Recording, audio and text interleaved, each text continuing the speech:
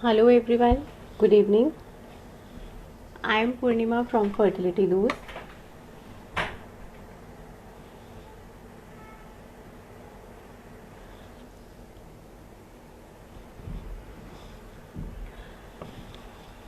Okay, we are having very interesting live session today with Dr. Rishikesh Pai.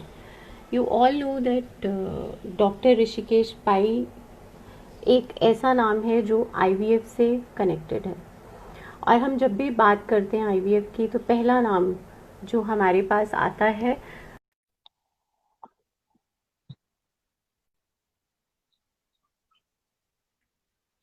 Let's wait for him to join. Can you see me, Purnima? Yeah, हाँ जी, थोड़ा camera tilt कर लीजिए sir. Yeah. Now? Okay. नहीं, आप horizontal आ रहे हैं, आप सीधे हो जाइए. अच्छा, वर्टिकल आप मांगते हैं? Okay. Now? Oh, I'll have to hold it then. है ना? ये okay? हाँ जी. ये okay है ना? ठीक है? Am I audible, sir? Yeah.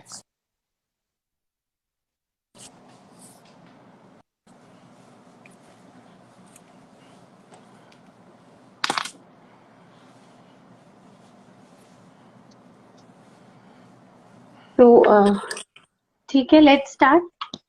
Yeah. Okay. Hello everyone, good evening. I am Purnima from Fertility Dost and we have Dr. Rishikesh Pai with us. हम सबको पता है fertility, infertility, IVF means Dr. Pai. Dr. Pai is Medical Director, Bloom IVF, Mumbai. So sir, very warm welcome हमारे platform पे. जैसे कि आपने और हम सब ने देखा कि हमने अभी फेसबुक लाइव किया था एक, तो उस टाइम पे हमारे पास बहुत अलग अलग क्वेरीज आई. ऐसा नहीं था कि सिर्फ और सिर्फ लोग IVF के बारे में ही कंसर्न थे, but there are so many things जो लोग जानना चाहते हैं. अभी तक कुछ क्वेरीज मेरे पास ऐसी हैं, लोग जानना चाहते हैं कि what are the latest technologies जो कि एक IVF को सक्सेस करने में हेल्प कर पाएगी. तो वो 2-3 कुछ ऐसे जो कि आप अपने उसमें यूज करते हैं, जो कि आपका मानना है सबसे ज्यादा सक्सेसफुल टेक्निक्स हैं. तो let's start with those techniques. तो बेसिकली पहले शुक्रिया मेरे को आपने बुलाया आपके प्लेटफॉर्म पे, और आई एम रियली ग्रेटफुल. और मैं सबसे हाय हेलो बोलना चाहता हूँ जो कोई भी हम अभी अपने लिसनर्स देख रहे हैं ये प्रोग्राम को. और जैसे कि मैंने पहले भी बोला था कि IVF जो है वो सिर्फ 10% लोगों के लिए है.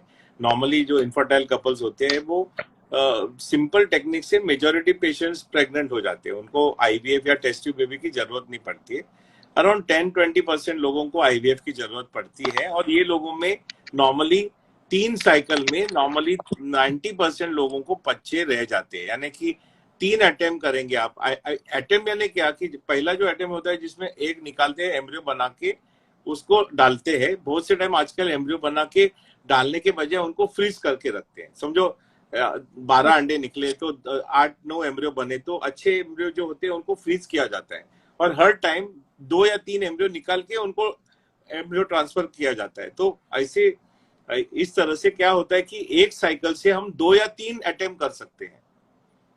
तो जो नॉर्मल तो 3 तरीके के पेशेंट्स हमारे पास होते हैं. एक यानी कि जो जिनमें अंडकोश में अंडे बहुत कम रहते हैं, जिसमें एंटीमुलेरियन हार्मोन जो है AMH उसका जो प्रमाण है वो बहुत कम रहता है, लेस देन 1.5. और ऐसे लोग नॉर्मली उनका एज भी ज्यादा रहता है. बट आजकल ऐसा देखा गया है कि बहुत से पेशेंट इंडिया में लेस देन 35 में उनका AMH कम हो रहा है. इसलिए मेरा एक रिक्वेस्ट है सबको कि एक ना AMH, जैसे कि आप आजकल रूटीन चेक करते हैं ना, तो हीमोग्लोबिन भी कर देते हैं चेक, एनीमिया के देखने के लिए ब्लड टेस्ट में सब करते हैं ना, लीवर फंक्शन टेस्ट करते हैं, वैसे एक AMH टेस्ट भी करना जरूरी है. राइट. इवन अनमैरिड लोगों को कि बाबा मेरा AMH ठीक है ना, मेरा रिजर्व ओके है ना. जैसे कि मेल्स में एक सिंपल सीमेंट टेस्ट करना जरूरी है। इवन शादी नहीं होएगा तो आप डिले करें शादी के लिए तो एक सीमेंट टेस्ट करके लेना जरूरी है। हार्डली एनी खर्चा होता है। एमएचबी टेस्ट आजकल 1500 रुपए में पड़ता है और बहुत लोग डिस्काउंट देके 1000 में भी करते हैं। तो एक एंटी मुलेरियन हार्मोन टेस्ट करेंगे तो आपको समझेगा कि आपका रिजर्व अच्छा है कि नहीं। तो जो नॉर्मल रिजर्व होता है जिसमें 2 to 3.5 रिजर्व में द सक्सेस रेट जो होता है प्रेगनेंसी का वो बहुत अच्छा रहता है, क्योंकि हमको नॉर्मली 2 to 3.5 रेंज का जो एएमएच होता है, नॉर्मली ये औरतों की उम्र बिटवीन 30 to 35 37 होती है, उनमें सबसे अच्छे अंडे हमको मिलते हैं और उससे ज्यादा एम्ब्रियो तैयार होते हैं। ज्यादा एम्ब्रियो तैयार होंगे तो ज्यादा एम्ब्रियो हम फ्रीज करके रख सकते हैं, तो ज्यादा एम्ब्रियो ट्रांसफर कर सकते हैं। ज्यादा एम्ब्रियो ट्रांसफर करेंगे तो आईवीएफ का सक्सेस रेट नेचुरली बढ़ जाएगा ना। समझो आपके पास 9 एम्ब्रियो, एक पेशेंट है लो एमएच वाला, उसके बाद 3 ही एम्ब्रियो तैयार हुए, तो फर्स्ट साइकिल में मैंने 3 डाले और फिर खत्म हो गया ना, वापस पूरा साइकिल करना पड़ेगा। जिस पेशेंट में 10 एम्ब्रियो बनेंगे उसमें हम लोग फर्स्ट साइकिल में 3 डालेंगे, प्रेगनेंसी नहीं हुआ तो सेकंड साइकिल में और 3 डालेंगे, प्रेगनेंसी नहीं हुआ तो थर्ड साइकिल में और 3 डालेंगे। तो एक ही अटेम्प्ट से अंडा निकालने का, एक ही अटेम्प्ट से हम 3 एम्ब्रियो ट्रांसफर अटेम्प्ट कर सकते हैं। तो आपका जो प्रेगनेंसी रेट, जो कंबाइंड प्रेगनेंसी रेट है वो बढ़ जाता है। तो सर ऐसे केसेस में हाइपर स्टिमुलेशन के चांसेस नहीं हो जाते? नहीं, तो वो उसके तो मैंने बोला 3 ग्रुप है। एक है पुअर रिस्पॉन्डर है, AMH less than 1.5, hyper stimulation कभी होता ही नहीं है। एक है जो नॉर्मल रिस्पॉन्डर है, एएमएच बिटवीन 2 to 3.5। तो आजकल हम मैं 10 बरस से अलग प्रोटोकॉल यूज करते हैं, उसको एंटागोनिस्ट प्रोटोकॉल बोलते हैं। पुराने जमाने में हम एगोनिस्ट प्रोटोकॉल यूज करते थे, उससे हाइपर स्टिमुलेशन बहुत होता था, अंडे सूज जाते थे, पेट में पानी जमता था, छाती में पानी जमता था, आईसीयू में भी पेशेंट को डालना पड़ता था, नीडल डाल के पानी निकालना पड़ता था, बहुत प्रॉब्लम्स होते थे। अभी क्या करते हैं हम लोग, एंटागोनिस्ट प्रोटोकॉल आने से ये सब रिस्क टोटली चला गया है। और एक जो फाइनल अंडा मैच्योर करने के लिए एक एचसीजी इंजेक्शन होता है। समझो हमारे जो दिन हम अंडा का जो फाइनल इंजेक्शन देने वाले हैं उसमें 15 फॉलिकल से ज्यादा फॉलिकल हमको देखे तो हम लोग instead of HCG injection GnRH agonist injection देते हैं। उससे हाइपर स्टिमुलेशन रिस्क नियरली 0 हो जाता है। पर जब हम जीएनआरएच एगोनिस्ट इंजेक्शन देके अंडे निकालते हैं तो वो साइकिल में हम यदि एम्ब्रियो ट्रांसफर करेंगे तो प्रेगनेंसी रेट कम रहता है। तो जिसमें जीएनआरएच ट्रिगर देते हैं उसमें एम्ब्रियो फ्रीज करके नेक्स्ट साइकिल में इंसर्ट करते हैं। जिसमें एचसीजी देते हैं उसमें वो साइकिल में भी हम एम्ब्रियो डाल के प्रेगनेंसी के लिए ट्राई कर सकते हैं। ओके, आप समझिए। पर अभी एक बड़ा, अभी क्योंकि मेरे क्लिनिक्स बॉम्बे, दिल्ली, चंडीगढ़ में है, तो एक ग्रुप है जो सबसे ज्यादा अंडे वाला ग्रुप है, उसको हम पीसीओएस बोलते हैं। उसमें एएमएच 3.5 से ज्यादा रहता है और ये लोगों में बहुत अंडे तैयार होते हैं, 20-25 कभी कभी 30-40 अंडे भी तैयार होते हैं। तो इनमें बहुत एम्ब्रियो बनते हैं। तो ये ग्रुप में हम फ्रेश ट्रांसफर कभी नहीं करते हैं, हम जीएनआरएच ट्रिगर देते हैं, अंडे निकाल।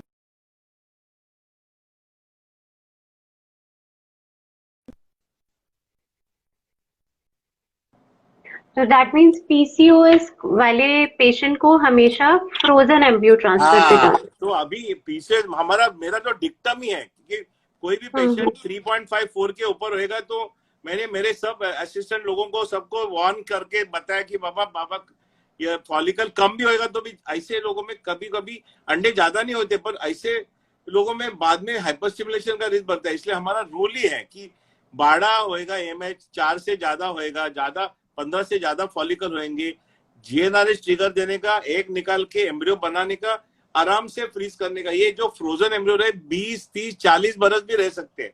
मेरा एक पेशेंट था, दिल्ली का ही पेशेंट था, पहला मैंने आईवीएफ साइकिल किया था उसका 9 बरस पहले, उसको बच्चा हो गया, बाद में वो अमेरिका चला गया। उसके एक्स्ट्रा 3 एम्ब्रियो पड़े थे फ्रोजन मेरे पास, और उधर उन्होंने 2 साइकिल किया, दोनों फेल हो गए अमेरिका में। उसके बाद उन्होंने मेरे को खत लिखा कि सर हमारे 3 एम्ब्रियो पड़े, हम क्या वापस आके ट्राई कर सकते हैं क्या? मैं बोला आप आइए। तो वो आए और मैंने फ्रोजन एम्ब्रियो से उनको वापस बच्चू दे दिया। Very good sir. एक इंटरेस्टिंग चीज शेयर करती हूँ। जिस टाइम पे मैं अपनी आईवीएफ जर्नी में थी, इट वाज अराउंड 2001, तो हम भी प्लान कर रहे थे आपके पास मुंबई आने का, बट वो प्लान बन नहीं। आई सी। ये ना मेरे पास ना ये ऐसा बहुत मैंने सुना है कि सब लोग आने का प्लान करते हैं, बट मैं सबको बोलता हूँ कि देखो मेरा एक ना, मैं एकदम कंजर्वेटिव आदमी हूँ। यानी क्या कि मैं ना साइंटिफिक, आप कुछ भी नया साइंस में पूरा पहला मैं करता हूँ साइंस। मैं एकदम पागल हूँ मशीन के पीछे। कोई भी नया मशीन आएगा ना, पहला डॉक्टर भाई खरीदना मांगता ही है।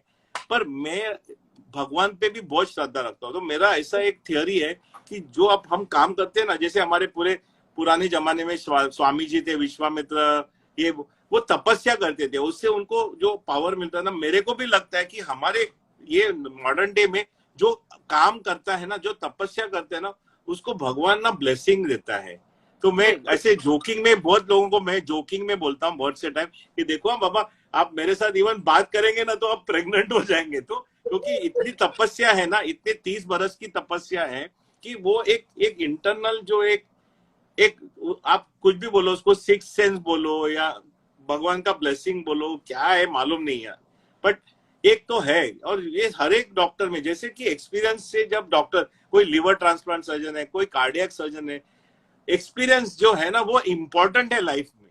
आप उसको आप उसको फ्लश आउट नहीं कर सकते हो एक्सपीरियंस।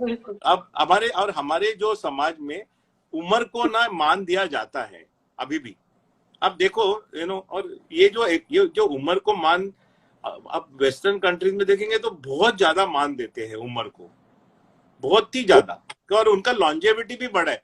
जैसे कि हमारे अभी मैं आईवीएफ सोसाइटी का प्रेसिडेंट बना तो मैं एकदम यंग था, अराउंड 2014 में मैं बना, तो मेरा एज अराउंड 50-54 था। उधर के जो मेरे काउंटर पार्ट है वो 70 वर्ष में बनते हैं प्रेसिडेंट, क्योंकि उनकी लॉन्जेविटी भी ज्यादा है। तो एक्सपीरियंस बहुत इंपॉर्टेंट चीज है लाइफ में। ऑफ कोर्स जो अभी जो नया जो यंगर जनरेशन आया है वो बहुत अच्छे डॉक्टर्स है, सब बहुत हाईली स्किल्ड भी है, बट ये एक्सपीरियंस एंड स्किल का मामला है, ये अलोन मशीन या टेक्नोलॉजी का मामला नहीं है। और इसके लिए बहुत से लोग जो है आप डिस्ट्रेस करेंगे। अभी ये कोविड टाइम में बहुत से लोग घर में रह के अपने आप प्रेग्नेंट हो रहे हैं, तो उसका मतलब क्या है कि वो कोविड टाइम में हम ज्यादा अच्छा खाना खा रहे हैं, घर में बैठ के बाहर का खाना नहीं खाते, सबका वेट लॉस हो चुका है, ज्यादा आप रिलेशन हस्बैंड वाइफ रख रहे हैं, tension, of course job loss का टेंशन है, और हाँ, तो ज्यादा मेरे को याद है, मेरा एक कपल था, वो कुछ फाइनेंस कंपनी में था, तो वो बोलता था सर मैं 7 बजे निकलता हूँ, 10 बजे घर आता हूँ, कभी मैं रिलेशंस करूंगा। और ये एक समस्या जो है, यानी ये फिजिकल समस्या ही नहीं है, ये एक सामाजिक समस्या भी है। हमारे देश में बहुत से लोग जो है वो टाइम पे इंटरकोर्स नहीं कर पाते हैं ना। घर में एक ही रूम में 10 लोग रहते हैं। मैं कभी कभी मेरे को अचरज हो जाता है कि ये जो मध्यम लोअर मिडिल क्लास कैसे इट्स डिफिकल्ट फॉर देम ना, इतने लोग घर में होते हैं, how do they do it. तो इट्स वेरी बिग प्रॉब्लम, तो सामाजिक प्रॉब्लम भी है ये। राइट और वो ये सब चीजें एज के साथ आपकी बढ़ती शुरू हो जाती हैं। राइट। तो सर हमारे पास एक क्वेरी है, how to treat adenomyosis in IVF? I have history of miscarriage and implantation failure. Age is 34 and AMH is 2.4. Uterus size is 10 centimeter. Right. तो ना बेसिकली क्या है एडिनोमाइसिस में, तो अभी हमारे जो मेरा जो टेक्निक है ना, उसमें पहला मैं अंडा निकाल के एम्ब्रियो बना के फ्रीज करता हूँ। पुराने जमाने क्या था कि फ्रीजिंग अच्छा नहीं था, तो बहुत एम्ब्रियो फ्रीजिंग में मर जाते थे। 2007 में टेक्नोलॉजी ब्रेक थ्रू आ गया। मैंने जाके ये टेक्नोलॉजी जापान में सीखी, तब पहले फर्स्ट टाइम मैंने इंडिया में लाई है टेक्नोलॉजी। इसको विट्रिफिकेशन टेक्नोलॉजी बोलते हैं। उससे पूरा चेंज ओवर हो गया, क्योंकि अब विट्रिफिकेशन से ना पूरे के पूरे एम्ब्रियो फुल रिकवरी होने लगे, इसलिए प्रेगनेंसी रेट बहुत बढ़ गया।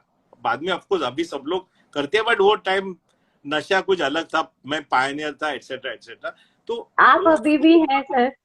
नहीं वो, पर अभी तो जमाना चेंज हो गया है। तो what I am saying is कि जो एम्ब्रियो मैं क्या करता हूँ, पहला निकाल के फ्रीज करता हूँ, वो स्टेप नंबर 1 है। उसके बाद मैं पैथोलॉजी को ट्रीट करता हूँ। समझो फाइब्रॉइड होएगा बड़ा, तो दूरबीन डाल के निकाल देता हूँ, यानी ट्यूब में पानी भरा होएगा तो दूरबीन डाल के ट्यूब को निकाल देता हूँ, यदि एंडोमेट्रियोसिस होएगा तो दूरबीन डाल के एंडोमेट्रियोसिस को खाली कर देता हूँ, निकाल देता हूँ। यदि एडिनोमाइसिस होएगा तो बहुत बड़ा होएगा, 12 वीक से ज्यादा होएगा या 14 वीक से ज्यादा होएगा, बहुत कभी कभी इतना बड़ा एडिनोमाइसिस होता है, इधर तक होता है पेट के, तो हम फिर हमारे लैप्रोस्कोपिक सर्जन जाके यूट्रस को कम कर देते हैं, उसको डीबल्क करते हैं।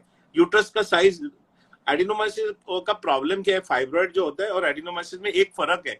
एडिनोमाइसिस में कैप्सूल यानी एक सराउंडिंग कैप्सूल नहीं होता है जो फाइब्रॉइड में होता है, तो फाइब्रॉइड इजीली निकाल सकते हैं। एडिनोमाइसिस में डिमार्केशन नहीं है नॉर्मल और एबनॉर्मल टिश्यू के बीच में, तो कटिंग करते समय समझता नहीं, बट फिर भी हमारे जो एक्सपर्ट एंडोस्कोपिक सर्जन अच्छी तरह से करके यूट्रस का साइज रिड्यूस कर सकते हैं। समझो यूट्रस इतना बड़ा नहीं होगा 10 वीक जैसे मैडम का होगा, तो हम पहला उनको दो या 3 शॉट जीएनआरएच एगोनिस्ट के देते हैं। जीएनआरएच एगोनिस्ट करके एक मेडिसिन आता है, हर महीना देंगे तो पूरा जो पिट्यूटरी इधर है वो शट डाउन करते हैं, तो हार्मोन बंद कर देते हैं, तो हार्मोन के ऊपर एडिनोमाइसिस चलता है, तो हार्मोन बंद हो गया तो एडिनोमाइसिस श्रिंक हो जाता है। हार्मोन वापस चालू करेंगे तो वापस बढ़ जाएगा।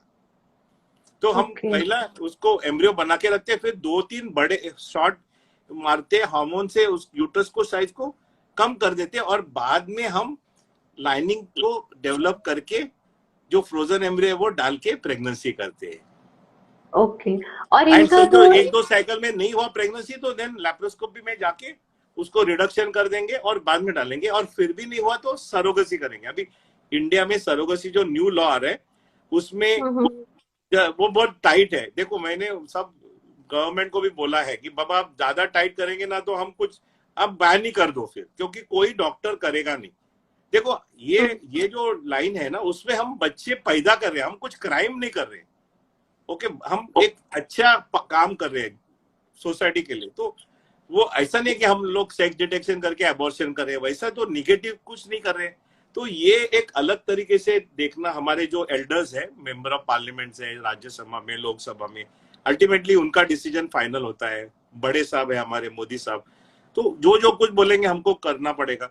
पर मेरा एक ही उनको विनंती है कि हमारे देश में बहुत लोगों का जो गर्भाशय डैमेज है। बिगेस्ट प्रॉब्लम इंडिया में ट्यूबरकुलोसिस का है, टीबी से गर्भाशय खत्म हो जाता है। वो वैसे पेशेंट में प्रेगनेंसी करना नामुमकिन है यदि पूरा डैमेज हो गया। तो ऐसे लोगों के लिए सरोगेसी बहुत इंपॉर्टेंट है। आप नहीं करेंगे, आप उनको ईज नहीं करेंगे तो वो बेचारे ऐसे ही रह जाएंगे। ये फेयर नहीं है, आप समझ गए। तो मैं क्या बोलता हूँ कि सरोगेसी को आप अच्छी तरह से कॉम्पेंसेशन दो। जैसे अभी लिवर ट्रांसप्लांट में लगता है ना, कभी कभी आप देखो, आप लिवर ट्रांसप्लांट करने के तो 30 लाख रुपया देना पड़ता है ना। कोई भी कॉर्पोरेट में जाएंगे आजकल 30 लाख रुपया देना पड़ता है। आप एक प्राइस फिक्स करो, गवर्नमेंट का कमेटी बनाओ, मांगता है तो आप गवर्नमेंट में रख दो। बोलो सरोगेसी प्राइवेट प्रैक्टिस नहीं करने का, गवर्नमेंट के कॉलेजेस में करो, हमको कुछ प्रॉब्लम नहीं है उससे।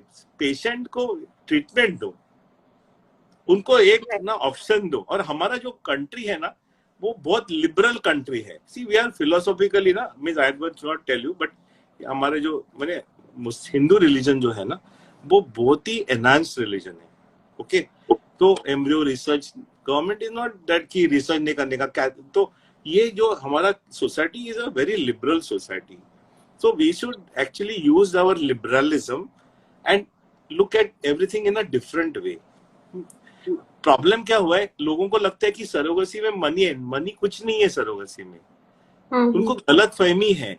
ओके, पर अभी हम उसके लिए कुछ नहीं कर सकते हैं।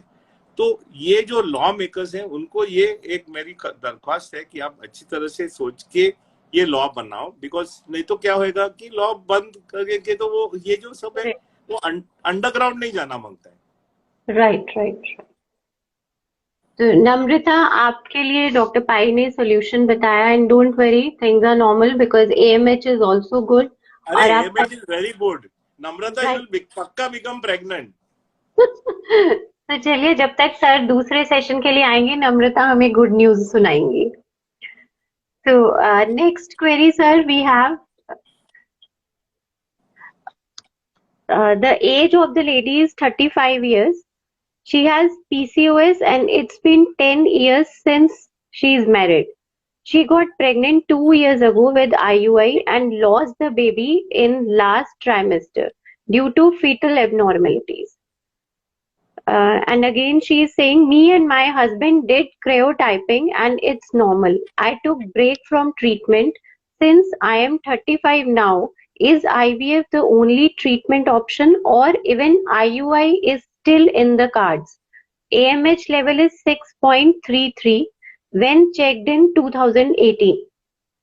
देखो, आपको ना दो प्रॉब्लम है, इनफर्टिलिटी और बच्चा की एबनॉर्मलिटी। तो ideal treatment would be IVF करो और जो एम्ब्रियो होता है उसका बायोप्सी करके जो नॉर्मल एम्ब्रियो है वो अंदर डाल के प्रेगनेंसी, बहुत इजी है, बहुत इजी है करने के लिए।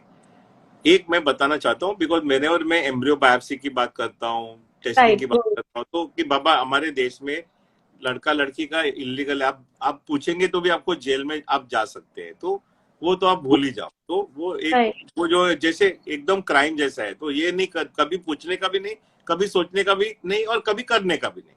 अभी तो पीसीओ बहुत इजी है प्रेगनेंसी करने के लिए। तो एक तरीका वो है। दूसरा तरीका, आपको आईयूआई से भी प्रेगनेंसी हो सकता है, बट यदि प्रेगनेंसी हुआ तो अर्ली डिटेक्शन, मैंने कि 11 वीक्स पे अभी नया टेस्ट आया है, उसको एनआईपीटी बोलते हैं, यानी मदर का ब्लड निकाला जाता है, उसमें फिटल सेल का लीकेज होता है, वो सेल्स को टेस्ट करके हम देख सकते हैं कि बच्चे में कुछ जेनेटिक एबनॉर्मलिटी है कि नहीं। और बच्चा थोड़ा बड़ा होने के बाद 16 वीक्स पे मल्टी लेवल सोनोग्राफी भी करके देख सकते हैं, क्योंकि सब जो बच्चे में मैलफॉर्मेशन होते हैं वो सब जेनेटिक के कारण नहीं होते, कई इन्फेक्शन से भी हो सकते हैं, कई और कारण से, डाइट से भी हो सकते हैं। तो वो जेनेटिक टेस्ट सिर्फ जेनेटिक का देखेगा, बाकी का मैलफॉर्मेशन है कि नहीं सोनोग्राफी करके हम देखेंगे। यदि इसमें कुछ प्रॉब्लम निकला तो अब 16 वीक्स पे अबॉर्शन भी कर सकते हैं, क्योंकि अबॉर्शन 20 हफ्ते तक यानी 5 महीने तक कायदे से अलाउड है इंडिया में। तो जो ट्रेडिशनल मेथड है, आप आईयूआई करके, पर अभी आपका 10 बरस हो गए तो वैसे भी आप आईवीएफ करेंगे तो बेटर चांस रहेगा। उसके साथ एम्ब्रियो चेक करके नॉर्मल एम्ब्रियो डालेंगे तो बहुत ही अच्छा है। बड़ी, हाँ, money is a big problem. तो नॉर्मली पीजीडी हम करेंगे तो 1,20,000 1,50,000 से आईवीएफ का कॉस्ट बढ़ सकता है। Normal IVF cost in India is between 1 lakh to 1,50,000 rupees, यानी different I am talking with medicine. तो add on to it 1 to 1.5 lakh rupees of genetic testing. So we are looking at 3 lakh rupees ka testing. If you are a well-off person, 3 lakhs is not a big amount of money. But if you are not well-off, then the other thing they can do also. यानी जो मैंने बोला, IUI करो, pregnancy करो, 11 week पे test करो। एनआईपीटी test अभी हमारे देश में अवेलेबल है और उसका कॉस्ट 12,000 रुपया से लेके 20,000 रुपया है। देखो, इंडिया डेमोक्रेसी है, इंडिया इज अ डेमोक्रेसी। कोई भी लेबोरेटरी, कोई भी हॉस्पिटल, कोई भी कॉर्पोरेट, कोई भी प्राइवेट नर्सिंग होम सबको कम में करेगा तो कैसा चलेगा दाल रोटी? थोड़े लोगों को नॉर्मल कॉस्ट पे करना पड़ेगा, थोड़े लोगों को डिस्काउंट पे करना पड़ेगा, गरीब लोगों को और कम खर्चे में करना पड़ेगा। तो ही हमारा जो घर है ना, ये हमारा देश है ना, वो अलग अलग लोग से, एक 100 मिलियन लोग अमीर है, बाद में 100 मिलियन मिडिल क्लास है और 1.1 बिलियन गरीब लोग हैं। तो सबके लिए हमको ट्रीटमेंट देना है। तो ये जो ऊपर के 100 मिलियन लोग हैं और बीच में के 100 मिलियन है, उनको, गरीब लोगों के लिए भी खर्चा करना है। जब वो डॉक्टर को ज्यादा पैसा देते हैं, वो गरीब लोगों को भी मदद करते हैं, क्योंकि बहुत से मेरे जैसे, मैं आईवीएफ कभी कभी 60,000 में भी करता हूँ, कभी कभी 40,000 में भी करता हूँ। गरीब कोई झाड़ू वाला आएगा, बोलेगा साहब मेरे पास पैसा नहीं है, मैं बोलता चल यार आ जा, नो प्रॉब्लम। तो वो पैसा कहाँ से आता है? वो पैसा कोई दूसरे पेशेंट से आता है। तो एक और भी गलतफहमी है कि डॉक्टर लोगों के पास पैसा है। डॉक्टर लोग बहुत मिडिल क्लास लोग हैं। हमारे पास जो पैसा आता है, हमको भाड़ा देना पड़ता है, हमको बहुत लोगों के लिए खर्चा करना पड़ता है, हम नया मशीन लाना पड़ता है, अच्छा सर्विस देना पड़ता है, कुछ रहता नहीं है हाथ में ज्यादा। तो एक जमाने में रहता था, अभी कुछ रहता नहीं है। क्या रहता है हाथ में? दुआएं रहती है, बिल्कुल, पेशेंट की दुआएं। वो इसलिए तो डॉक्टर, तो हमारे पास क्या है? कुछ नहीं है, दुआएं ही है सिर्फ। एक रिस्पेक्ट है, दूसरा क्या है? कुछ पैसा है, हम बड़े बिजनेसमैन है, कुछ नहीं है। अभी तो कोविड टाइम में तो हम मर भी रहे। मेरे जो लड़का है अभी गवर्नमेंट अस्पताल में काम करते हैं, हमारे लिए हर दिन एक टेंशन का टाइम है। राइट सर, नेक्स्ट क्वेश्चन है, I have to fail IVF round 2, one she has used PRP and embryo glue, even line and blastocyst grade are 5AA and 5AB but failed. So what could be the reason of दो this? दो मेरे को जरा वो बीच में एक phone आ गया तो जरा इंटरप्ट हो गया, सॉरी। पहला साइकिल में क्या था?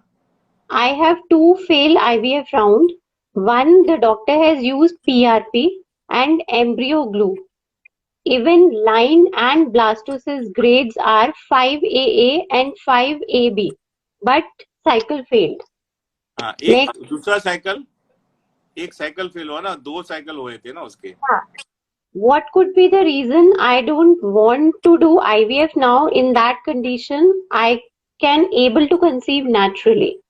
नहीं सर, सेकंड में दो के उसने एक ही रीजन बताया, एक में पीआरपी यूज किया और नेक्स्ट टाइम उन्होंने एम्ब्रियो ग्लू यूज किया। नहीं, देखो ये जो एड ऑन्स है सब, देखो आईवीएफ में एक होता है प्योर आईवीएफ, अंडा निकाला, एम्ब्रियो बना और एम्ब्रियो डाला, शुद्ध आईवीएफ। तो बहुत से लोग बोलते हैं अभी एड ऑन्स जो है, यानी बहुत से और दवा दे सकते हैं हम, लेजर यूज कर सकते हैं, डबल ट्रांसफर करते हैं, मैं सब कुछ करता हूँ, मैं एड ऑन बहुत करता हूँ, बट पहले 2 साइकिल में मैं एड ऑन नहीं करता हूँ। इनफैक्ट वर्ड ओपिनियन ये है कि एड ऑन बेड ऑन फालतू है सब।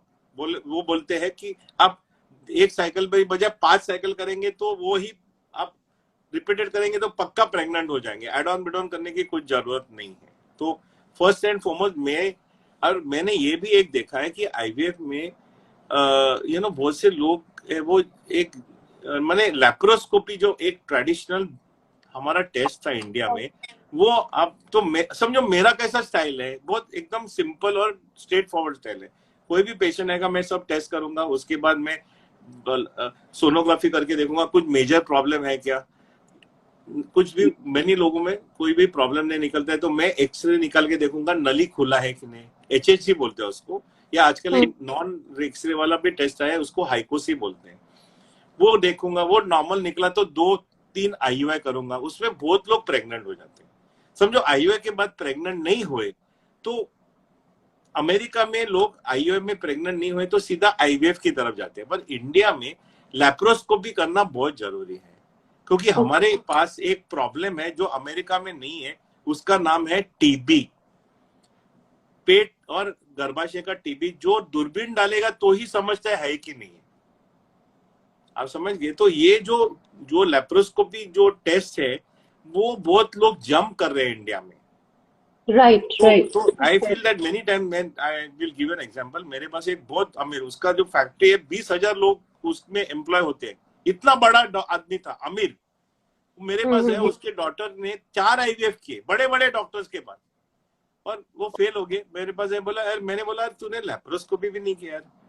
तो मैंने बोला हाथ जोड़ता हूँ, अब मेरे को लैप्रोस्कोपी करने दो। मैंने दूरबीन डाला, पीछे पूरा सरफेस वो चिपका हुआ था, हम लोग ने उसको ओपन कर दिया और अपने आप वो सिंपल आईयूआई से प्रेग्नेंट हो गई। आप समझ गए? तो ये जो स्टेप है, तो प्रॉपर स्टेप्स करना इंपॉर्टेंट है।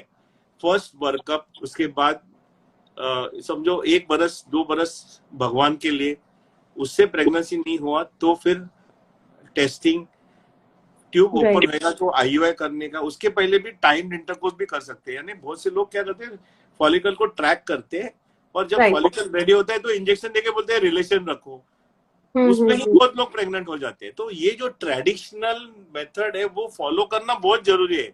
मैंने बहुत देखा है आजकल की लोग आईवीएफ करके आते, बोलते हैं अरे स्कोपी भी नहीं किया, ये भी नहीं किया, आईवीएफ भी नहीं किया, स्ट्रेट जंप मारा। ऐसा नहीं करना। तो ये एक इम्पोर्टेंट है। और मेरे को देखो, हमारे पास 5, 6, 7, 8, 12, 14 ऐसे फेलियर के पेशेंट आते हैं। तो हमारा एक ट्रेडिशनल मेथड है, पहले 2 साइकिल में हम कुछ नहीं करते, बाद में मैं एड ऑन्स करता हूँ। एड ऑन में बहुत कुछ है हमारे पास। हम लोग एक डबल ट्रांसफर करते हैं, डे 3 डे 5 ट्रांसफर करते हैं, कंबाइंड ट्रांसफर, लेजर हैचिंग करते हैं, पीआरपी डालते हैं। उसके बाद we can check the embryo, it's known as pre implantation genetic testing. में अभी नया टेक्निक लाया हूँ फर्स्ट टाइम इंडिया में, जहां हम without touching the embryo we can do testing genetic of the embryo. Okay. वो टेस्टिंग करके नॉर्मल जो एम्ब्रियो है वो डाल के इंक्रीज करते हैं chance of pregnancy. Immunological problem के लिए हम लोग एस्पिरिन, हिपेरिन ऐसे अलग अलग करके majority of the patient 4-5 cycle में सब प्रेग्नेंट हो जाते हैं। Very rarely then this in many patient like this we also say कि भाई बाबा अभी कुछ मालूम नहीं क्या प्रॉब्लम है, आप ना एम्ब्रियो सरोगेट में डाल दो। तो क्योंकि सरोगेट में जो यूट्रस टोटली न्यू होता है ना, तो क्योंकि एट द यूट्राइन लेवल हमको मालूम नहीं है कि क्या फैक्टर्स चल रहे हैं क्या, बट 90% लोग 3 अटेम्प्ट में प्रेग्नेंट हो जाएंगे। एंड मैं ये भी आपको कहना चाहता हूं कि बहुत सारे लोग बोलते हैं कि डे 3 ट्रांसफर, तो डे 3 एंड डे 5 तो हम लोग कॉम्बाइंड ट्रांसफर करते हैं, बहुत लोग सिर्फ डे 5 करते हैं, कई लोग डे 3 करते हैं। तो क्योंकि क्या है ना, डे 3 के बाद और 2 दिन आप रुकेंगे तो लैब का लेवल बहुत ही हाई मांगता है, क्योंकि 2 दिन और कल्चर करना पड़ता है एम्ब्रियो को, उसमें डैमेज हो सकता है एम्ब्रियो। आपको समझेगा नहीं, एम्ब्रियो अच्छा ग्रो होएगा पर इम्प्लांट नहीं होएगा। तो यू हैव सर टू फिर हैव जो ये जो डे हाई 3। लेवल जो लैब का लेवल है ना, जो हमारे देश में उसको मेंटेन करने के लिए ना बहुत ही कष्ट करना पड़ता है। क्योंकि अमेरिका में देखो चार्जेस और एक साइकिल का $15,000 दे लेते हैं वो। ये जो राइट। एम्ब्रियोलॉजिस्ट बड़े बड़े पीएचडी बैठे हुए हैं उधर अंदर, हर दिन 3-3 time morning afternoon evening testing करते हैं हर एक इंक्यूबेटर का। इतना जो हैवी क्वालिटी कंट्रोल उनके पास है, बट पैसा भी उतना ही लेते हैं ना।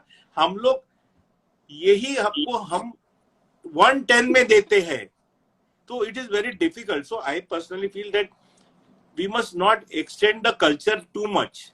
मैंने फर्स्ट साइकिल में डे 3 में भी आप ट्रांसफर कर दो, क्योंकि 2 दिन आप और रखेंगे कल्चर में डैमेज हो सकता है लैब में, आपको समझेगा नहीं। थोड़ा टेम्परेचर वेरिएशन हो गया, थोड़ा हवा क्वालिटी में कुछ हो गया, कुछ कंटेमिनेशन हो गया, कुछ कार्बन डाइऑक्साइड मोनोऑक्साइड का लेवल चेंज हो गया, एटमॉस्फेयर से अंदर हवा आ गई, ये सब इन्फ्लुएंस करता है। क्योंकि embryos are instead of body के अंदर बाहर ग्रो हो रहे हैं एम्ब्रियोज, तो जल्दी तो जल्दी सर, अंदर डालना बेटर है। तो आप सजेस्ट करते हैं कि day 3 transfer is Yeah, so much what better we then did is now in a repeated transfer cycle, we do a day 3 transfer and a day 5 transfer. We do a combined transfer. And though it is not, lot of people say, अरे doctor भाई आप पागल हो यार, ये क्या है day 3 डालो या डे 5 डालो। पर मैं बताऊं आपको, ये इतना अच्छा टेक्निक है ना डे 3 डे 5 ट्रांसफर का। एक प्रॉब्लम हमारे देश में, एक ये भी मैं मानता हूं, क्या प्रॉब्लम है कि हम पब्लिश नहीं करते हैं report.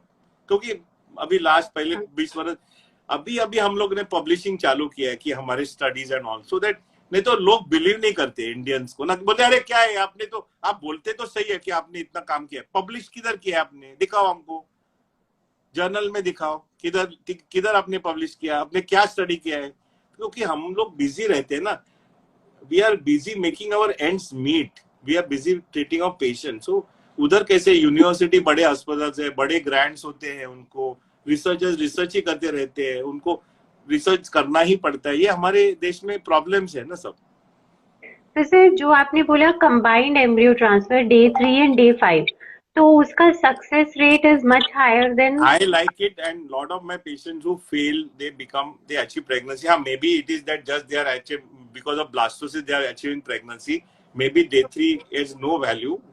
I have no idea, but I personally have a good experience. So when lot of patient जो मेरे पास आते हैं जो फेल हो जाते हैं मल्टीपल टाइम, मेरे पास बहुत 5-5 6-6 फेलियर वाले पेशेंट आते हैं, तो फिर मैं सब कुछ ट्राई करता हूँ। तो डे 3 डालता हूँ, डे 5 डालता हूँ, पीजीडी करता हूँ, सब कुछ करता हूँ, ऑल आउट होता है मेरा, means I attack all out. And भगवान की दुआ से अभी रिसेंटली एक पेशेंट आया था from Morocco, he was settle in Denmark. 3 Denmark में फेल्योर, 3 नॉर्वे में फेल्योर, 2 मोरक्को में फेल्योर, 1 यूके में फेल्योर। उसको हम लोग ने हमारे गुड़गांव सेंटर में प्रेगनेंसी दिया।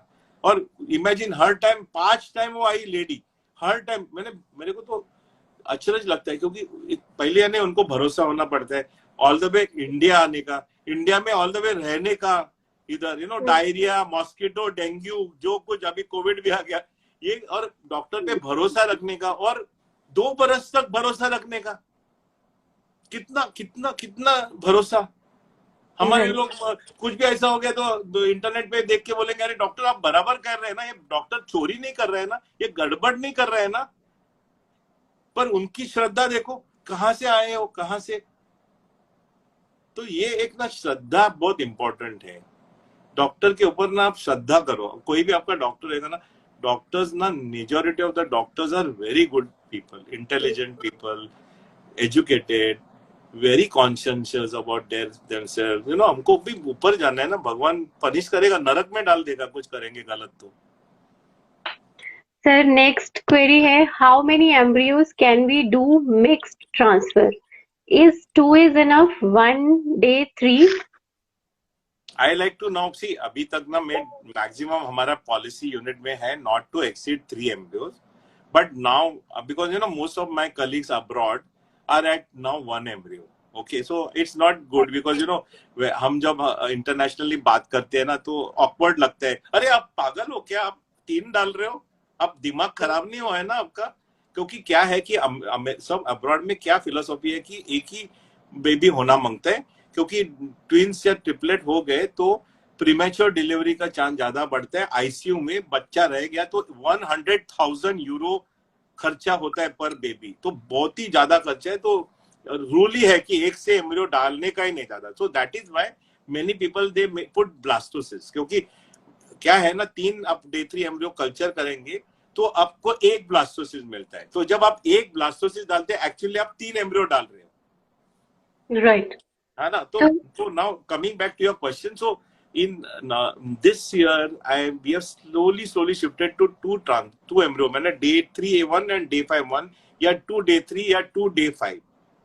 ओके। एंड नेक्स्ट, तो अभी जो मेरे पास फर्स्ट टाइम जो पेशेंट्स आते हैं ना, first time young patient, normal ovarian reserve, good count, मैं उनको बोलता भाई यार, अदर डे आई वाज कि हमारे पास एक नया टेक्निक आया, एआई का टेक्निक, आर्टिफिशियल इंटेलिजेंस टेक्निक, एरिका बोलते हैं उसको।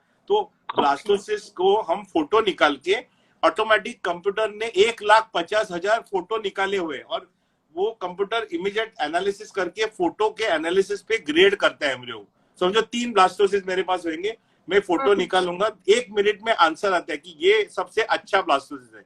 तो मैं अभी जो यंग पेशेंट है, first timer, I am telling कि यार एक ही डालो ना। तो ये आर्टिफिशियल इंटेलिजेंस से ग्रेडिंग करके ओनली 1 एम्ब्रियो, हाँ फर्स्ट टाइम फेल हो गया तो बाकी के फ्रीज करके रखेंगे, नेक्स्ट टाइम 2 डालेंगे।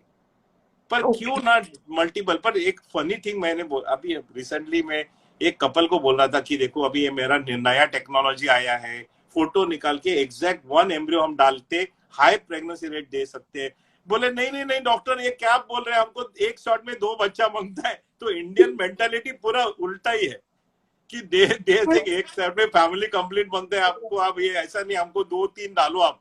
तो it's a matter of how you look at it. So I was laughing. I said इतना बड़ा मैंने टेक्नोलॉजी लाया है अब्रॉड से कि 1 embryo, artificial intelligence, blah blah blah blah, and this couple is saying no we want more embryos in. So because they don't know ना, क्योंकि twins का बहुत प्रॉब्लम है यार। तो हाइपरटेंशन, प्रीमेच्योर डिलीवरी, आईसीयू में, so like if you have twin or triplet in your, तो England में ना रेटिंग है, तो आप इंग्लैंड में 150 आईवीएफ सेंटर है। आप हर एक सेंटर के वेबसाइट में, इंग्लैंड में एचएफए अथॉरिटी है, उधर आप जाके हर एक सेंटर का ट्विन प्रेगनेंसी रेट भी देख सकते हो। देखो कितना एडवांस है country. Look at the transparency. Pregnancy rate क्या है, ये डॉक्टर ने कितने एम्ब्रियो डाले, इसका प्रेगनेंसी रेट क्या था, ट्विनिंग रेट क्या था। कोई प्रेगनेंसी रेट ज्यादा है पर ज्यादा ट्विन हो, इसका मतलब है वो ज्यादा एम्ब्रियो डाल रहा है, तो पेशेंट सिलेक्ट नहीं करते यूनिट को, इसी लेवल पे गए वो लोग। राइट। तो सर अगर एडेनोमाइसिस है, इनका यही पूछना है कि is 2 is enough? Sorry, 2 is it is not the embryo. See, adenomyosis में it's not the embryo problem, it is your uterus problem. You need to give the GnRH agonist to reduce the size of the uterus. And if suppose after that also we do 1-2 cycles and you still don't achieve pregnancy, then we can do surgical correction of the uterus. And if you still don't achieve pregnancy, then you can go for surrogacy.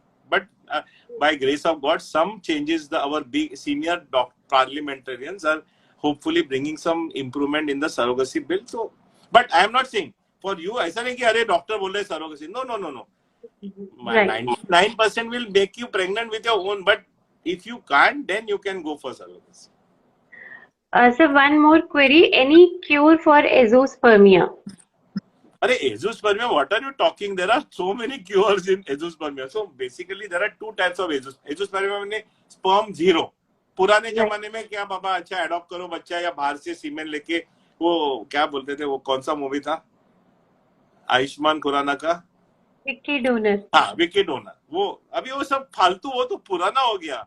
Only 10% 20% लोगों में sperm ही नहीं होएगा तो फिर दोनों की सम्मति लेके हम डोनर यूज कर सकते हैं। 80% लोगों में दो टाइप के होते हैं, एक में ब्लॉक होते हैं, ना टेस्टिस में बहुत स्पर्म होते हैं पर जो नलिका होती है वो ब्लॉक होते हैं। वो इजी है बहुत, नीडल डाल के स्पर्म निकाल के आईवीएफ से माइक्रो इंजेक्शन करके प्रेगनेंसी हो सकता है। बट और भी एक कंडीशन है, उसको नॉन ऑब्स्ट्रक्टिव एजोस्पर्मिया बोलते हैं ना। टेस्टिस फेल हो जाता है, नलिका नॉर्मल है पर टेस्टिस का प्रोडक्शन ही फेल हो जाता है। ऐसे लोगों में भी 50% में आजकल हम माइक्रोस्कोप, ऑपरेटिंग माइक्रोस्कोप ऑपरेट करके स्पर्म का ट्यूब निकाल के माइक्रो डिसेक्शन करके स्पर्म निकाल के 50% में स्पर्म मिलते हैं ऐसे लोगों में, और इनमें इंजेक्ट करते हैं। और ये लोगों में ऐसी भी कंडीशन है जहां समझो आप उनके 20 सैंपल कलेक्ट करेंगे, एक आधे सैंपल में एक या दो स्पर्म मिलेंगे आपको। तो अभी एक नया टेक्निक आया इजराइल से, उसको हम स्पर्म वेडी टेक्निक बोलते हैं। ये नया डिवाइस आया है। पहले जमाने में एक दो स्पर्म कैसे आप फ्रीज करेंगे, पर अभी Right. ये डिवाइस से दो या एक स्पर्म भी आप फ्रीज कर सकते हो। तो हम मल्टीपल सैंपल्स लेते हैं ऐसे लोगों के, और एक आधे सैंपल में यदि स्पर्म मिला तो उनको स्पर्म वेडी में फ्रीज करते हैं। ऐसे धीरे धीरे उनके स्पर्म 4-5 स्पर्म एक्यूमुलेट होने के बाद में आईवीएफ करते हैं, अंडे निकालते हैं, बाद में थॉ करके एक एक स्पर्म उठा के, इमेजिन क्या लेवल, हमारा पहला बच्चा गुड़गांव में ऐसे टेक्निक से अब डिलीवर हो गया अभी अरे वाह। रिसेंटली। तो स्पर्म वेडी में नया टेक्नोलॉजी है, तो डॉक्टर भाई पहला लेना ही मांगता है उसको। मैंने ये टेक्नोलॉजी देखा 2 बरस पहले। वो बॉम्बे में आए थे ताज होटल में, मेरे को कंपनी का फोन है कि सर एक इजरायली कपल आया है कि ये एक नया टेक्निक डेमोन्स्ट्रेट। मैंने सब मेरी गैंग में बोलता हूँ उनको, पूरे एम्ब्रियोलॉजी बोला अरे चलो हम जाते हैं देखने को क्या बोल रहे। उन्होंने दिखा, मैं तो एकदम हिल गया। बोला इमीडिएटली इसको बाय करो, सबको ट्रेन करो, और हम लोग ने चालू किया करने का फ्रीजिंग, और फर्स्ट बच्चा हो गया। तो ये टेक्निक, क्योंकि बहुत से जो टेस्टिकुलर फेलियर पेशेंट है बायोप्सी में स्पर्म नहीं मिलते बट सैंपल में स्पर्म मिलते हैं कभी कभी, और वो कभी कभी ही मिलते हैं।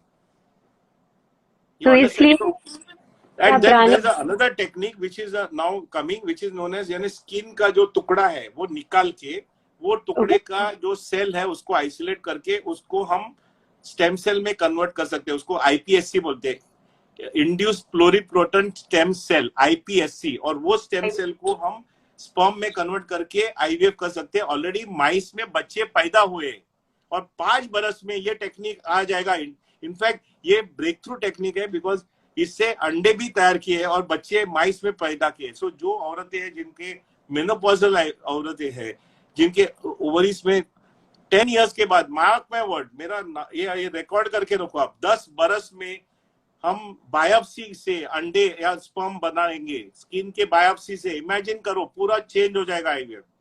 ऑलरेडी माइस में ये टेक्नोलॉजी आई है। पहला कैसा होता है ना, एनिमल एक्सपेरिमेंटेशन होता है, एनिमल से फिर प्राइमेट बहुत डिफिकल्ट है, यानी मंकी और ह्यूमन इज नियरली सेम। तो मंकी पे करना में, जब ऑस्ट्रेलिया में था 1990 में, मैं प्राइमेट लैब, हमारी जो आईवीएफ सेंटर जहां मैंने ट्रेनिंग लिया उधर बड़ा प्राइमेट सेंटर भी था। तो पूरा आईवीएफ का एक्सपेरिमेंट्स पहला माइस पे करते थे, बाद में प्राइमेट में करते थे, बाद में ह्यूमन में करते थे। But primate is very difficult, but I am telling you that this technology, so in fact मेरे को ये जाना है सीखने को, बिकॉज ऑफकोर्स ऐसा डायरेक्टली नहीं करेंगे। पहला हम माइस में इधर इंडिया में करेंगे, बाद में हम, यानी देखो अभी इंडिया का ना, जो मोदी साहब क्या बोल रहे हैं कि हमारा सब कुछ चेंज हो रहा है, हम आत्मनिर्भर हो रहे हैं, हमारे नए हम अभी कॉन्फिडेंट हो रहे हैं। हम अभी, पुराने जमाने में हमारे पास पैसा नहीं था ना, कहाँ से हम इतना सब रिसर्च करें। अभी हम बोल सकते हैं, हम नया मशीन लेके हम खुद का रिसर्च कर सकते हैं, और हम खुद हमारे टेक्निक्स इवॉल्व करके खुद हम प्रेगनेंसी करा सकते हैं। ये नॉट ओनली हमारे लाइन में, पूरे मेडिकल लाइन में, अलग अलग लाइन में इधर बहुत एडवांसमेंट्स हो रही है। और 20 बरस में आप देख लो, इंडिया पूरा चेंज हो जाएगा। जैसे हमारे जो सीनियर्स बोल रहे हैं गवर्नमेंट में, ये चेंज तो आना ही है। राइट सर नेक्स्ट क्वेरी है हमारी, एज है इनकी 36। I have endometriosis, left ovarian cyst is 70 into 35 mm with ground glass appearance, endometrioma. Right ovary cyst size is 26 into 27 mm and 137 into 35 mm fibroid. What do you suggest, Dr. Pai? 137 into 135 mm मैंने 13.7 ना भाई। तो नहीं तो आपके देखो, पहला यानी आपका ओवेरियन रिजर्व हम देखेंगे, उसके बाद हम देखेंगे कि ओवरी इजीली एक्सेसिबल है, तो पहला without touching the cyst IVF करके अंडा निकालने का, एम्ब्रियो बनाने का, फ्रीज करने का, और मिला तो और निकालने का, एंब्रियो बना के फ्रीज करने का, ऐसा एम्ब्रियो इकट्ठा करने का उसके, क्योंकि जब एंडोमेट्रियम निकालने को जाएगा तो ओवेरियन रिजर्व फॉल हो जाएगा। तो बाद में लेप्रोस्कोप डाल के ओवेरियन दोनों एंडोमेट्रियमा को डीकम्प्रेस कर देंगे, फाइब्रॉइड को निकाल देंगे, 3 महीना हीलिंग के लिए देंगे, बाद में फ्रोजन एम्ब्रियो लेके अंदर डाल के भगवान का नाम ले लेंगे या अल्लाह का नाम जो से भी लेके, और पॉसिबिलिटी है प्रेगनेंसी। बट यू नो मैंने कैसा बोला, ये कोई भी एबनॉर्मलिटी होता है तो हम रिवर्स करते हैं आजकल, पहला अंडा निकालो एम्ब्रियो, क्योंकि क्या होता है ना, पहला सर्जरी करेंगे ना तो कभी कभी ब्लड सप्लाई जो ओवरी का है वो कॉम्प्रोमाइज हो गया तो फिर ओवेरियन रिजर्व डाउन हो जाएगा, तो अंडे मिलना कम हो जाएगा। राइट। तो we are worried about that कि ब्लड सप्लाई कॉम्प्रोमाइज नहीं होना मांगता है। नहीं होना चाहिए, right. Next we have sir precautions after embryo transfer, can I drive for 40 minutes to my work? अरे मैं जब था ना जापान में, तो आपको एक मजा बताता हूँ जापान की। जब मैं 2007 में गया था, मैं और मेरी मिसेस डॉक्टर रिश्मा, हम दोनों, क्योंकि मेरे को, मैं बोला आपको विट्रिफिकेशन टेक्नोलॉजी सीखना था, तो जापान में सबसे बड़ा आईवीएफ सेंटर हर रोज 50 पेशेंट करते हैं, उसका नाम है कैटो लेडीज क्लिनिक, टोक्यो सेंटर में है क्लिनिक। हम लोग गए सुबह 8:30 बजे गए, तो बोले 9 बजे चालू हो गया, 9 से 12 बजे तक इन्होंने 50 पेशेंट के अंडे निकाले 3-3 मिनट में। आप 3-3 मिनट में, नो एनेस्थेसिया देते नहीं है, एकदम पतला निडल होता है, फटाफट फटाफट फटाफट निकालते हैं। 12 बजे ये लोग सब लंच ब्रेक में गए, 1 बजे इन्होंने, बाद में ये क्या करते हैं, फर्टिलाइज करते हैं, एम्ब्रियो फ्रीज करते हैं और बाद में नेक्स्ट वन डालते हैं। तो 1 बजे आए, फटफट फटफट फटफट एम्ब्रियो डाले और 4 बजे सब घर गए। यू नो, तो आपका जो क्वेश्चन क्या था, आपने क्या, उन्होंने क्या पूछा था क्वेश्चन, लास्ट क्वेश्चन आपने पूछा ना कुछ, तो मैंने करने के लिए प्रिकॉशंस आफ्टर एम्ब्रियो ट्रांसफर। तो राइट, तो जब ये ईटी किया ना इन्होंने, तो ईटी 3 घंटे में 50 ईटी किया इन्होंने। पेशेंट आता था, डाला निकला, डाला निकला, डाला निकला, डाला निकला। There is no rest needed. हम लोग रेस्ट देते हैं बिकॉज बच्चा प्रेगनेंसी आपका नहीं रहेगा, बोलेंगे डॉक्टर ने रेस्ट नहीं दिया। अरे वो डॉक्टर ने तो 14 दिन सुला के रखा, ये ऐसा हुआ, ये डॉक्टर पाई बहुत ना, इतना हम लोग ने किया, देखो 10 मिनट भी नहीं रुकाया हमको, इसलिए डर के मारे हम आपको रेस्ट दे रहे। रेस्ट की जरूरत नहीं है। अमेरिका में मैं जाता था ना, पेशेंट ईटी करके लगेज निकल के गाड़ी चला के घर जाते थे। क्या देखो, माइक्रोस्कोपिक लेवल पे ट्रांसफर कर रहे हैं, थोड़ी उससे कुछ होने वाला है। तो सर ये जो है वो एक यानी ये अभी हम क्या बोलते हैं, अच्छा बाबा आप पूछेंगे कि रेस्ट देना है तो बोले क्या, नहीं बोलेंगे क्या, बोलेंगे अच्छा जहाँ लेना है तो ले लो, बट क्योंकि हमारी डेयरिंग नहीं होती बताने को कि रेस्ट की जरूरत नहीं है। अब क्योंकि निगेटिव आ गया, देखो पेशेंट का कहना, पॉजिटिव आएगा तो बोलेंगे डॉक्टर आप तो महान हो, भगवान हो। निगेटिव आएगा बोलेंगे वो ना मेरे को ना व्हाट सही टाइम में इंजेक्शन नहीं दिया था, डॉक्टर ने बराबर फोन नहीं उठाया, ऐसा हुआ, पेन हुआ तो मैंने को गोली नहीं दिया। ये बड़े प्रॉब्लम्स है, तो हम सब पेशेंट भी डरते हैं और डॉक्टर भी पेशेंट से डरते हैं। तो सर एक how to best prepare body for FET in a time available after retrievals, क्या क्या करें? देखो बॉडी ना is you have to, nourishment is very important.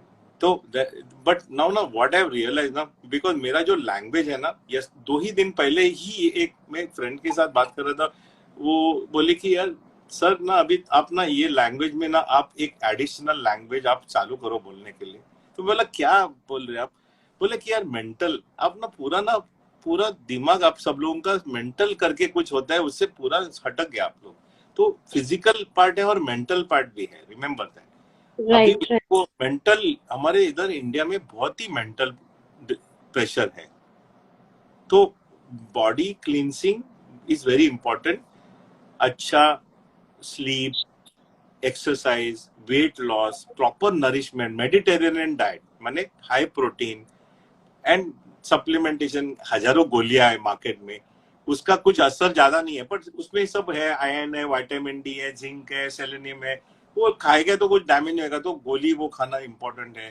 तो एक पूरा आपका न्यूट्रिशनल स्टेटस ठीक हो गया, प्रोटीन लेवल अच्छा हो गया, ओके। ओमेगा 3 फैटी एसिड्स लेना इंपॉर्टेंट है ना।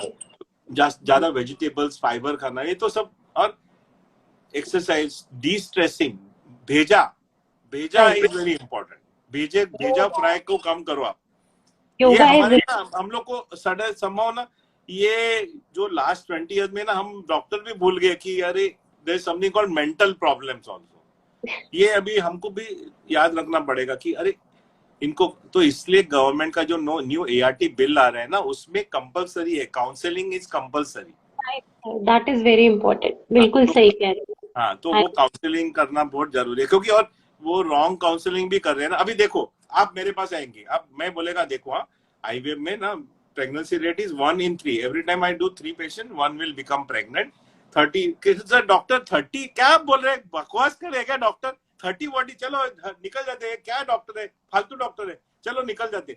दूसरा डॉक्टर बोलते अरे नहीं नहीं, हाँ 80% रिजल्ट, थोड़े राइट लोगों में नहीं प्रेगनेंसी होता है। तो ये काउंसलिंग से ना, रॉन्ग काउंसलिंग है ये ना। इसीलिए गवर्नमेंट ने ये रूल लाया है कि counselling should be done properly. गलत काउंसलिंग करेंगे तो लाइसेंस निकाल लेंगे, आप समझ। पेशेंट को इंड्यूसमेंट बराबर, मैं बोलता है बराबर, मैं बोला नहीं मैडम, हर टाइम 3 पेशेंट मैं करता हूँ, एक को प्रेगनेंसी रहते हैं, 3 अटेम्प्ट में 90% लोग प्रेग्नेंट रहते हैं। 10% फिर भी प्रेग्नेंट नहीं रहते, उनको रिपीटेड आईवीएफ फेलियर है, आरआईएफ बोलते हैं, उनके लिए ज्यादा कोशिश करना पड़ता है, पर नॉर्मली 3 अटेम्प्ट में मोस्ट पीपल बिकम प्रेग्नेंट। ये सही काउंसलिंग है, यू अंडरस्टैंड। तो जब कायदा आएगा ना, तो मैं ही सब करेंगे यही काउंसलिंग। अभी क्या हो रहा है कि थोड़े लोग करते हैं और बाकी के लोग तो मस्त है एकदम। राइट। ये प्रॉब्लम है ना मैडम। सर हम फटाफट क्वेश्चंस लेते हैं क्योंकि इंस्टा में ये बंद हो जाएगा थोड़ी देर में। तो पहला क्वेश्चन है, laser and blastocyst techniques donor transfer में भी अप्लाई होती है क्या? यदि फेल हो गया तो 2 साइकिल फेल हो जाएंगे तो ही, नहीं तो कुछ जरूरी नहीं है। ओके। हिस्ट्रोस्कोपी 21 जुलाई को हुई थी, ट्रांसफर अभी तक नहीं, इस बात से कोई फर्क पड़ता है क्या? नहीं फर्क नहीं पड़ेगा, कुछ प्रॉब्लम नहीं है। नहीं है। Next is, can I able to conceive naturally after failed IVF? I have low AMH, 11 year of marriage. Yeah, you can conceive, but laparoscopy is important to do. So next is, hi doctor, my age is 29 but AMH is very low. Oh, So that is is a why. low response. We must rule out a chromosome problem by doing karyotyping, and we must rule out a thyroid problem by doing TSH level and thyroid antibody, and we must rule out a tuberculosis by putting a laparoscope inside, or a endometriosis, because you are having too much low AMH at a young age. So we need to find out what is, and 4% लोगों में fragile X syndrome होता है औरतों में, जिसमें low AMH होता है, तो वो भी एक टेस्ट करके ruling out fragile x syndrome is very important. तो सर इन्होंने बोला कि इनके 2 राउंड्स ऑफ IVF हुए हैं बट एम्ब्रियोज अच्छे निकले हर बार। तो पर laparoscope is very important madam, tell her to rule out any tuberculosis और endometriosis inside. Okay. Next is, my husband is azoospermic with very high FSH, that is 16. But through PISA, every time we are able to get the sperm sample, though sample quality has reduced over the period of time.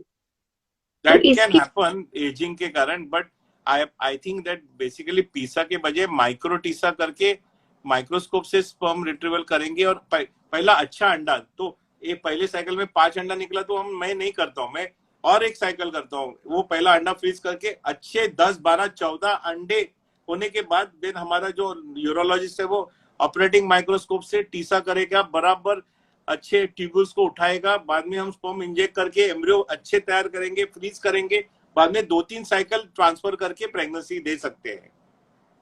Okay, next is उन्हीं की query आगे है कि he otherwise is very healthy, I have no problem on female side, is it possible to get pregnant and have healthy pregnancy using azoospermic sperm sample? Yeah, there is no problem of getting healthy, and you can always do testing of the pregnancy. I told you, after pregnancy you can do NIPT. NIPT is non-invasive prenatal testing. It is done at 11 weeks by collecting blood of the mother. उसमें fetal DNA होता है, उसको analyse करके हम देख सकते हैं कि बेबी नॉर्मल है कि नहीं। तो इन्होंने बोला कि एजोस्पर्मिक सैंपल से प्रेग्नेंट हुई हैं 3 बार, बट एवरी टाइम मिसकैरेज हो गया है। तो PGD करना जरूरी है। So you must do the create the embryos, have a lot of embryos, test the embryos because many of them may be genetically abnormal, and then take the right embryo and put it in. Next is how to improve AMH as low as 0.7. So basically you must take supplements, and but if it is age related you can't really improve it, but if you are less than 35 and you have a low AMH, first is rule out all the causes, thyroid, karyotyping, आपको Turner syndrome हो सकता है, mosaic हो सकता है, fragile x हो सकता है, वो सब रूल आउट करने के बाद एक दूरबीन डाल के वही टाइम आजकल एक एक्सपेरिमेंटल टेक्निक PRP इंजेक्शन है, वो कर सकते हैं अंडर प्रॉपर कंसेंट। तो थोड़े लोगों में उसमें मैंने इफ IVF फेल देन हम लोग PRP इंजेक्ट करके थोड़े लोगों में प्रेगनेंसी दे रहे हैं। अभी हमारा एक ट्रायल भी चालू करने वाले हम लोग। तो and nahi to see, ultimately na, if you can't achieve pregnancy, egg donation is always there for you. So it's, and I told you ki if you wait for 10 more years, they'll be able to make eggs from your skin cells. Next query is cure for Apla syndrome. Apla syndrome के लिए बहुत simple है। Apla syndrome diagnosis important है, because गलत हो जाता है। अच्छे लेबोरेटरी से anti cardiolipin antibody and lupus anticoagulant करके यदि वो पॉजिटिव आया तो एप्ला सिंड्रोम बोलते हैं। उसके लिए heparin aspirin combination is that, so embryo transfer के बाद हिपेरिन एस्पिरिन चालू करते हैं, और प्रेगनेंसी में भी हिपेरिन एस्पिरिन कंटिन्यू करते हैं, sometimes till even the 9th month of pregnancy. So what is the maximum number of follicles that should be taken so that it doesn't harm the female? ऐसा कुछ नहीं है madam, but you know जो PCO हमारे दिल्ली में ना, PCO का बहुत ज्यादा प्रमाण है, तो we are very careful with the PCO when we are stimulating them. And मैंने जैसे बोला 15 फॉलिकल से ज्यादा होगा तो GnRH ट्रिगर बोलते हैं उसको, वही देते हैं आजकल हम लोग।